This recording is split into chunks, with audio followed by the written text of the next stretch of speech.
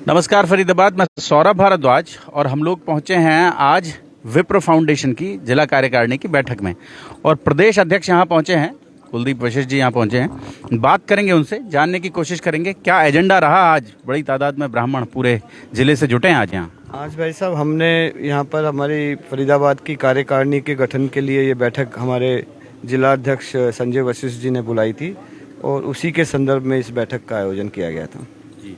तो अभी क्या उद्देश्यों के लिए काम कर रही है संस्था?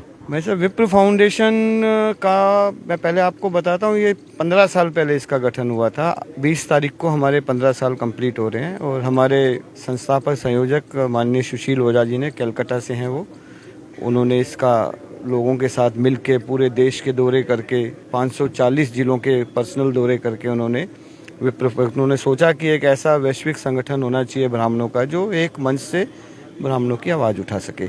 हमारा उद्देश्य तो सिर्फ ये है सर कि जो मेन हमारा उद्देश्य है कि शिक्षा पे हम लोग काम करते हैं। जो हमारे समाज के अंडर प्रिविलेज बच्चे हैं और जो आगे प्रतिभाशाली हैं लेकिन पैसों के अभाव से आगे शिक्षा लेने में वंचित रह जाते हैं, तो विप्र फाउंडेशन उनका हाथ पकड़ता है। उन्हें 50,000 से लेके 2 लाख रुपए तक की उनकी आर्थिक सहायता करता है। पहले हम उनको वो ऐसे ही दे देते थे, अब हम उनको लेकर देखा कि बच्चों का स्वाभिमान भी रहना चाहिए, तो हम उनको एज ए लोन देते हैं, क्योंकि उनके पास बेचारों पर कागज़ पत्तर होते नहीं है, बैंक से मिलता नहीं है।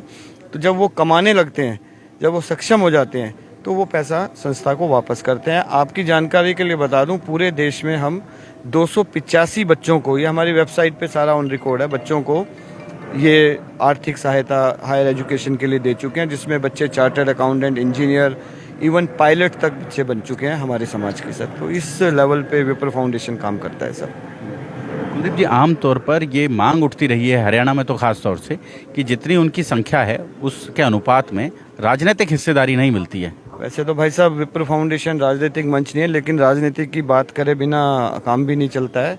हरियाणा में हम बहुत ही मजबूती के हमारे राष्ट्रीय उपाध्यक्ष माननीय जितेंद्र भारद्वाज जी के मार्गदर्शन में कार्य कर रहे हैं और हम हमेशा यही मांग करते हैं कि भाई हमारी संख्या का अनुपात है, उस हिसाब से हमें विधानसभा और लोकसभा में हमें भागीदारी दी जाए।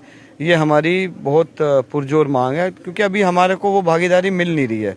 उसका कारण है कि क्या है कि हमारे ब्राह्मणों को ही जातियों में बांटा हुआ है, उपजातियों में, और ये फलाना ब्राह्मण है, ये फलाना ब्राह्मण है। उसकी वजह से जो हमारी संख्या दिखाई जाती है कम दिखाई जाती है। नहीं तो हम तो 16-17% है हरियाणा में। उस हिसाब से, उस अनुपात से हमें हमारी भागीदारी मिलनी चाहिए और ये हम जो भी हमारी मेन राजनीतिक पार्टी हैं उनसे पुरजोर ये डिमांड करते हैं। अब तक जो अन्याय होता रहा ठीक है, लेकिन आगे ये नहीं होना चाहिए। हमारा जो अधिकार है, जो हम किसी से भीख नहीं मांगते, ये हमारा अधिकार है।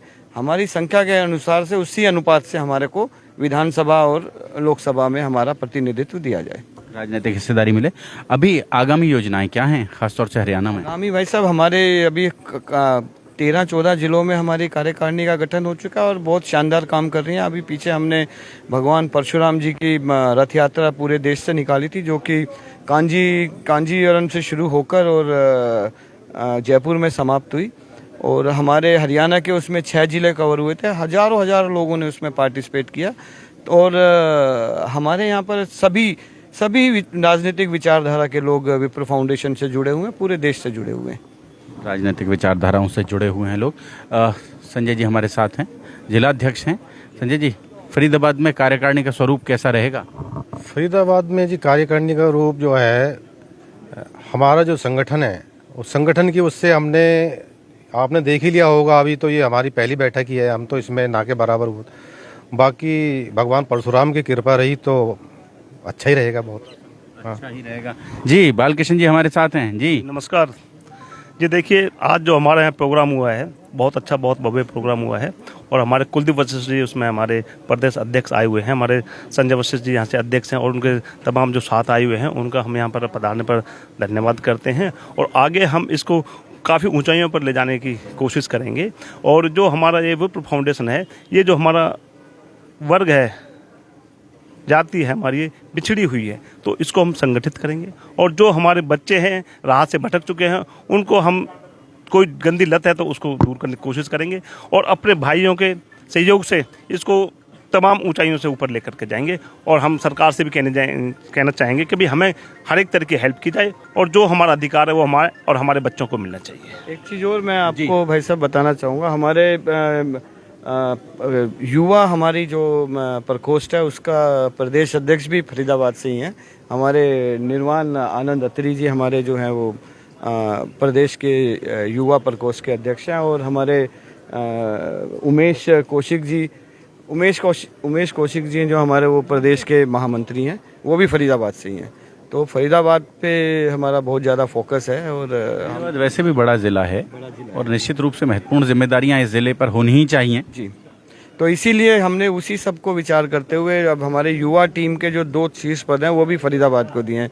उमेश कौशिक जी को हमने प्रदेश का महामंत्री का दायित्व दिया है, और निर्वाण आनंद शर्मा जी को हमने प्रदेश अध्यक्ष युवा प्रकोष्ठ का पद बनाया है। तो फरीदाबाद जोड़ेंगे आपको शहर की ऐसी और महत्वपूर्ण खबरों के साथ। बहुत बहुत धन्यवाद।